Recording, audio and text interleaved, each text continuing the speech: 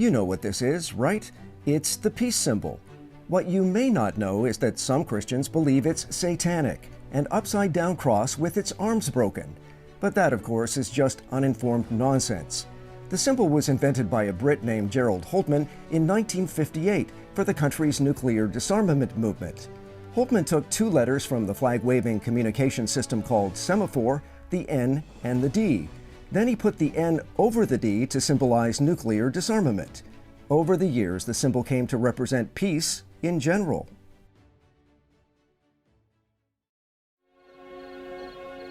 And she gave birth to her firstborn son, and wrapped him in swaddling cloths, and laid him in a manger, because there was no place for them in the inn. This is another misunderstood symbol of peace, even among Christians. After all, peace on earth and goodwill toward everyone is a central message of modern Christmas, taken right from Luke chapter 2. And this will be a sign for you. You will find a baby wrapped in swaddling cloths and lying in a manger.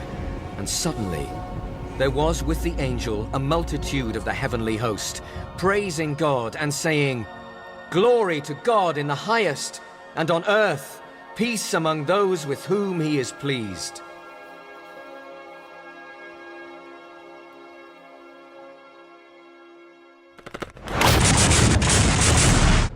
You could excuse people for looking around and concluding God is not pleased because peace on earth is so hard to find. But the absence of conflict is not the kind of peace the Bible is talking about in the Nativity story. It's referring to the peace Jesus will bring between us and God. Simply put, our sin separates us from our Father, but the grown-up Jesus removes that separation by taking our punishment on the cross, satisfying God's need for justice. Sin demands a penalty, and Jesus pays it for us. Overall, the Bible refers to three kinds of peace: that reconciliation with God, inner calm and serenity, and the absence of conflict with others. The first is explained by Romans 5.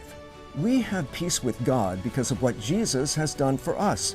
God showed his great love by sending him to die for us while we were still sinners. And since we're made right in God's sight by his blood, he'll certainly save us from condemnation. So now we rejoice in our wonderful new relationship with God because Jesus has made us friends of God. But spiritual, emotional, and physical peace are intertwined. They can't be separated.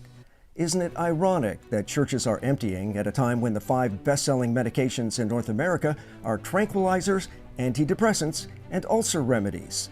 Worry is like a rocking chair, somebody once said. It gives you something to do, but it never gets you anywhere.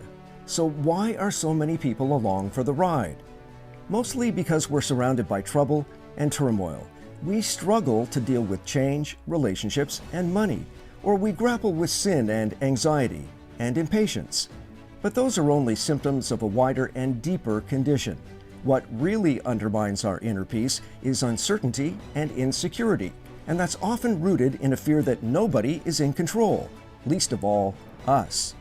We feel like the past won't let us go, the present won't let us up, and the future will only let us down. And it doesn't help that so many of those around us seem to say you have no purpose, no identity except the one we give you, and no worth unless you measure up. But often the church only worsens the problem.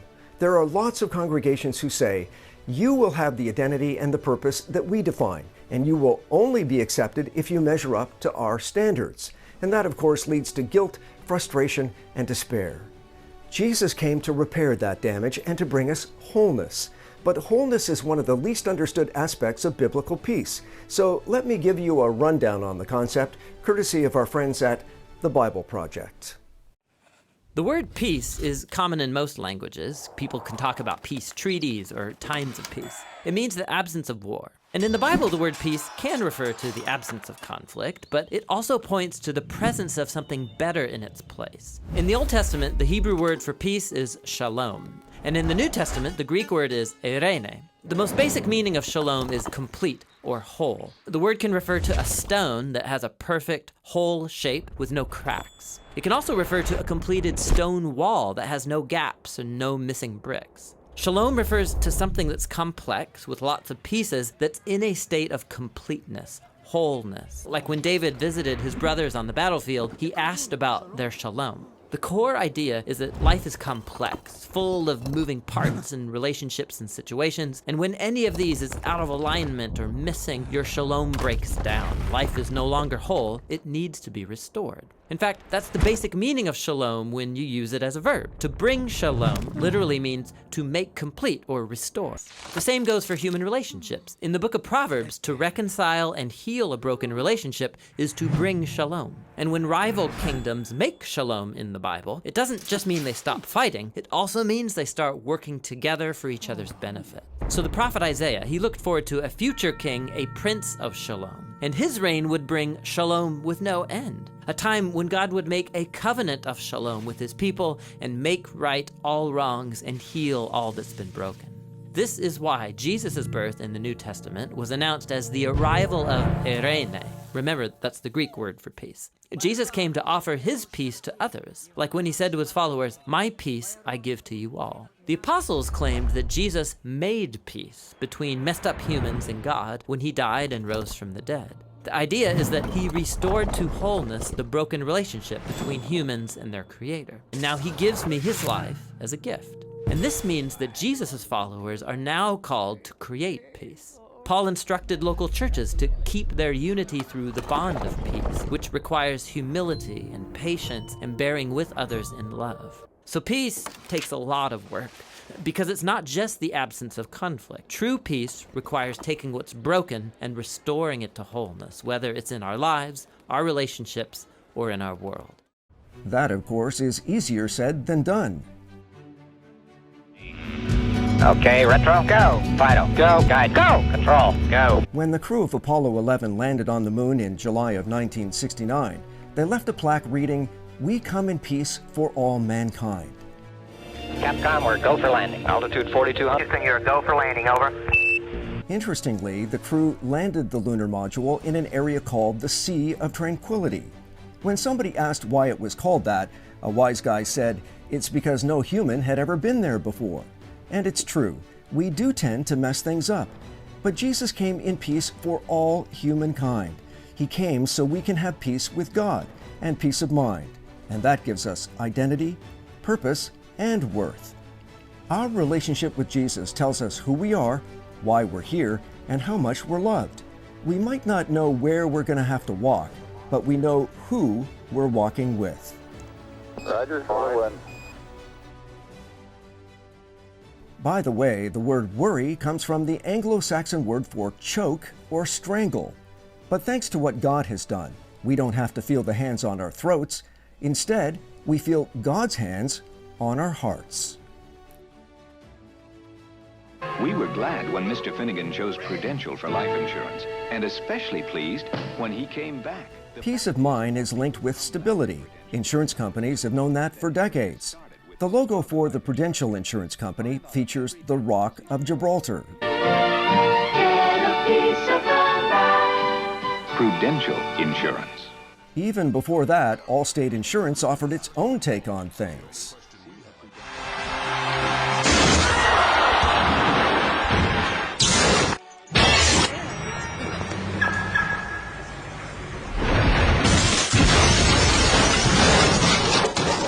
Are you in good hands? That campaign started with this. You're in good hands with Allstate.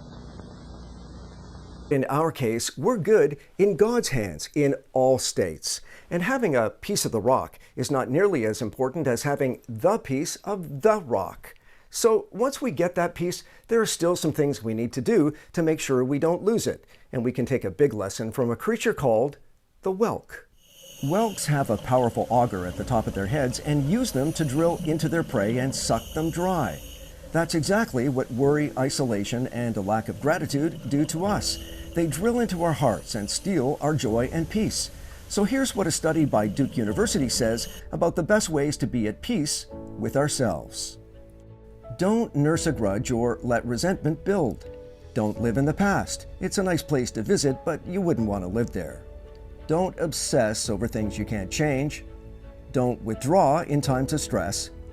Don't indulge in self-pity, which only makes things worse. Don't expect too much of yourself. And don't focus only on your own needs. Help others and you help yourself. Always be full of joy, Paul says. Let everyone see you're considerate in all you do. Remember, the Lord is coming soon. Don't worry about anything. Pray about everything. Tell God what you need and thank Him for all He's done. Then you'll experience God's peace, which exceeds anything we can understand. His peace will guard your hearts and minds. Fix your thoughts on what's true, right, pure, and admirable. Think about what's excellent and worthy of praise. Then the God of peace will be with you. Several years ago, 2 artists were asked to draw a picture of peace. One drew a tranquil meadow with a quiet pond. The other drew a raging waterfall, but in front of the waterfall was a tree, and in a branch of the tree, in a crook, was a nest with a bird who was safe and secure despite all the noise and the chaos. That is the difference between stagnation and real peace. Peace does not depend on our circumstances, but it has everything to do with our position and disposition, no matter what's happening around us.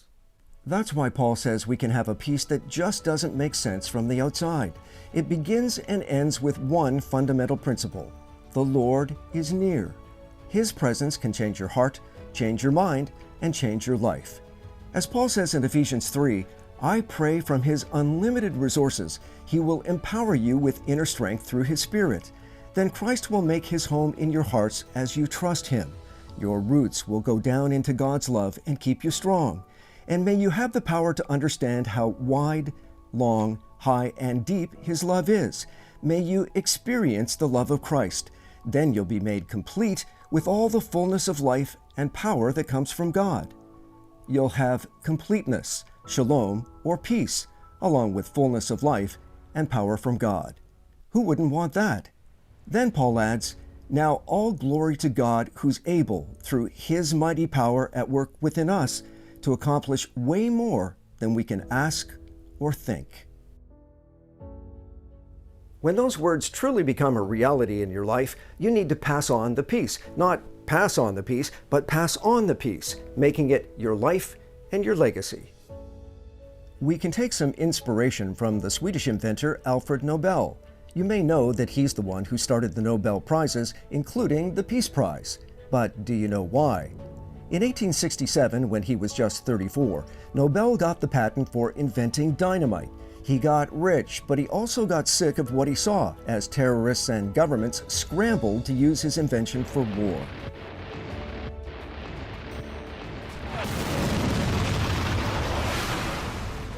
Then his brother died, but some newspapers mistakenly thought it was Alfred who had passed away, and in his obituary, he was described as a merchant of death who made life worse because of his work. Distraught and determined, Nobel vowed to change the legacy he was in line for. In his will, he donated almost all of his $265 million fortune to a foundation that would enhance life, not promote death, and one that would work for peace, not destruction. It should be the same with us.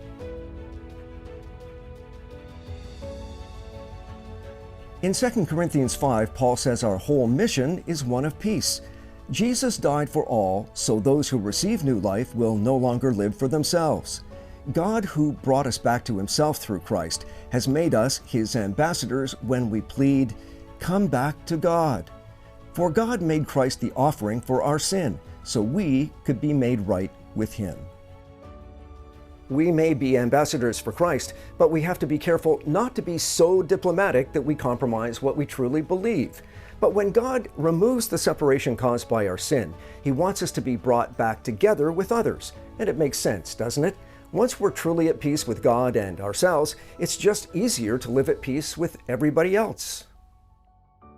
As much as it depends on you, says Romans 12, verse 18, live at peace with everyone. The implication is that sometimes people won't let you. So Paul adds, never take revenge. Leave that to the righteous anger of God. Do your best. God will do the rest. The truth is, conflict seems bred in the bone. High in the Andes of South America, there's an incredible serpentine road that wends its way through a steep mountain pass. An exhilarating drive takes you to a bronze statue of Jesus called Christ the Redeemer of the Andes. It was made in the early 1900s on the border of Chile and Argentina after years of war over the boundary and where it should be. The statue is made of cannonballs, and a plaque reads, "Sooner shall these mountains crumble into dust than the people of Chile and Argentina will break the peace sworn at the feet of Christ the Redeemer." Ironically, there was a big fight because the statue was facing Chile. A mediator solved the problem by telling the Argentinians the Chileans needed more watching. And the peace has held all these years. Peace is possible when we really want it, whether we're talking about peace among nations or even individuals. But it's not easy.